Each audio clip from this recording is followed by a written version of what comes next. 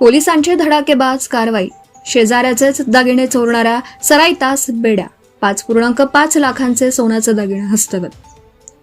शेजारच्याच घरावर डल्ला मारून लाखो रुपयांचं सोन्याचे दागिने लंपास करणाऱ्या रेकॉर्डवरील गुन्हेगाराला करवीर पोलिसांच्या गुन्हे शोध पथकाने अटक करत तब्बल 5.5 लाख रुपयांचे सोन्याचे दागिने हस्तगत केले आहेत.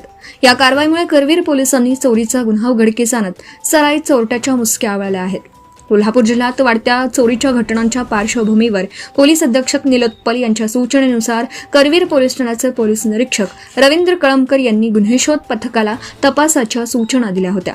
त्यानुसार तपास सुरू असताना आरोपी अवधूत लहुधुरे वय वर्ष 23 राहणार फये तालुका भुदरगड हा नवीन वाशीनाका येथील पंपिंग हाऊस परिसरात येणार असल्याची गोपनीय माहिती मिळाली. त्यानुसार पोलिसांनी सापळा रचून आरोपीला ताब्यात घेतलं. चौकशीत त्याने चोरीची कबुली दिली. त्याच्याकडून 4.6 लाख रुपयांचे 32.300 ग्रॅम वजनाचे सोन्याचे घंटन आणि सोन्याची अंगठी जप्त करण्यात आली. तसेच चोरीतील 1.43 लाख रुपयांचा सोन्याचा नेकलेस त्याने गारगोटी येथील बँक ऑफ महाराष्ट्र शाखेत तारण ठेवून कर्ज घेतल्याचं उघड झालं असून तो नेकलेसही जप्त करण्याची प्रक्रिया सुरू आहे.